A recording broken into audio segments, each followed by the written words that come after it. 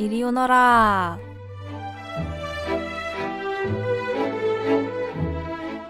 여러분은 사극과 관련된 여러 콘텐츠들을 좋아하실까요? 노래, 드라마, 영화, 심지어는 웹툰까지 요새 옛 시대를 배경으로 한 콘텐츠들이 굉장히 다양해지고 있는데요.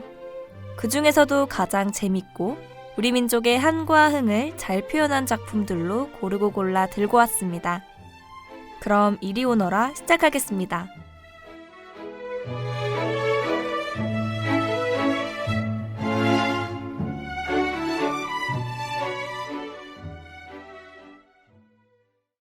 다들 사극 드라마라고 하면 가장 첫 번째로 떠오르는 드라마가 있으신가요? 개인적으로 저는 선덕여왕이라고 생각합니다. 선덕여왕은 한민족 최초의 여왕인 선덕여왕의 일대기에 대해서 다룬 드라마입니다. 평일 저녁 시간에 방영했음에도 불구하고 굉장히 인기가 많아 최고 시청률 43.6%까지 찍은 드라마인데요. 이 드라마는 태어나자마자 버려진 덕만공주가 자신의 출생의 비밀을 풀며 왕이 되기 위해 노력하는 내용입니다. 자신의 남편을 왕위에 올리기 위해 덕만을 처리하려 하는 미실과 자신이 직접 왕이 되고자 하는 덕만공주의 싸움은 시청자들에게 큰 재미를 주었다고 합니다. 결국 덕만공주는 자신을 따르는 비담과 유신의 도움으로 왕위를 차지해 선덕여왕이 되었는데요. 하지만 이야기는 덕만공주가 왕이 된 이후에 벌어지는 비담의 난에 대한 내용까지 이어지게 됩니다. 그런데 여러분, 선덕여왕이 왕이 될 수 있도록 도와준 비담이 왜 난을 일으키게 되었는지 궁금하지 않으신가요? 이는 굉장한 명장면이라고 하니 드라마로 확인해 보시는 것도 좋을 것 같습니다.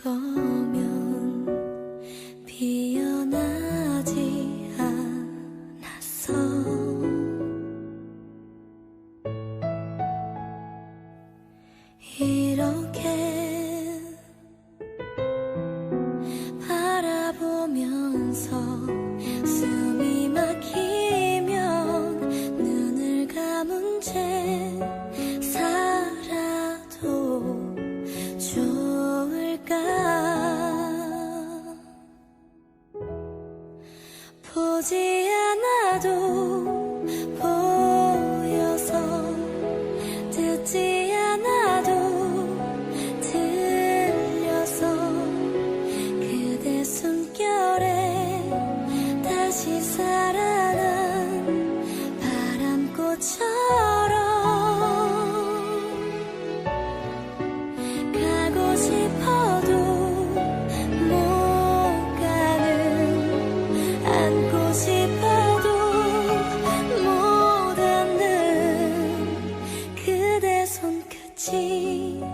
내 맘에 닿으니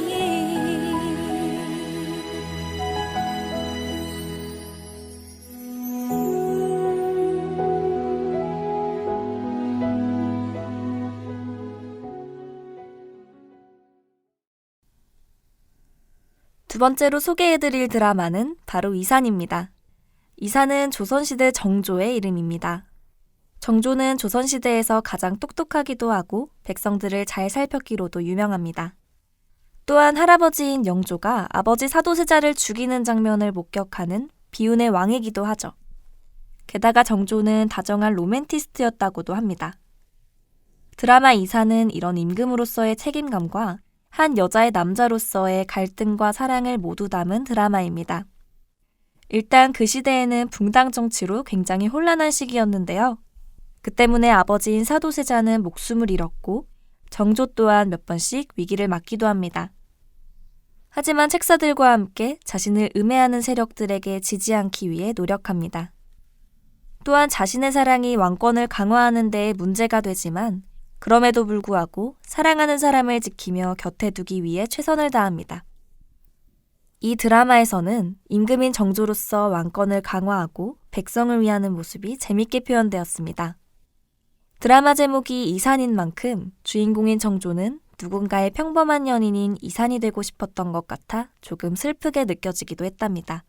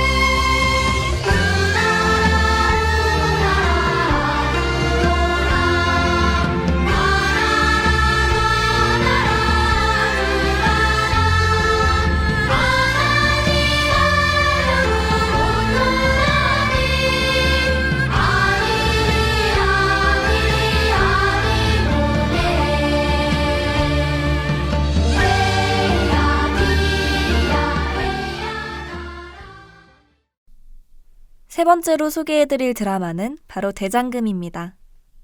아마 사극을 잘 모르시는 분들도 대장금에 대한 이야기 한 번쯤은 들어보셨을 거라고 생각합니다. 많은 분들이 대장금이라고 하면 다들 수락한 최고 상궁이라고만 떠올리곤 합니다. 그러나 사실 대장금은 조선 최초의 어이녀입니다. 드라마 대장금 또한 장금이가 조선시대 최초의 어이녀가 되는 과정을 그렸습니다.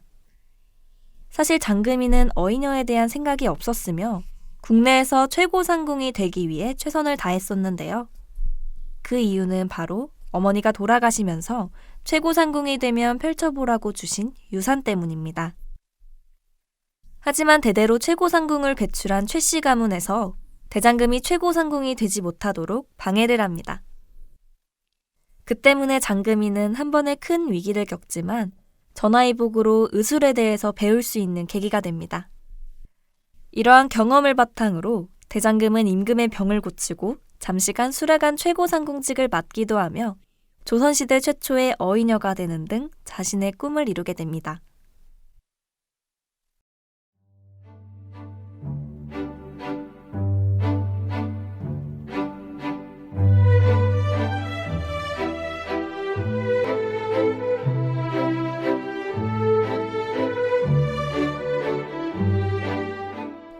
오늘 이리 오너라에서는 사극 드라마 3가지를 추천해드렸습니다. 다들 재미있으셨나요? 다음 시간에는 더 재밌는 사극 콘텐츠 소개해드릴 테니 많은 기대 바랍니다. 벌써 이리 오너라를 마칠 시간이 되었네요. 그렇다면 저는 다음 주 이 시간에 다시 찾아뵙겠습니다.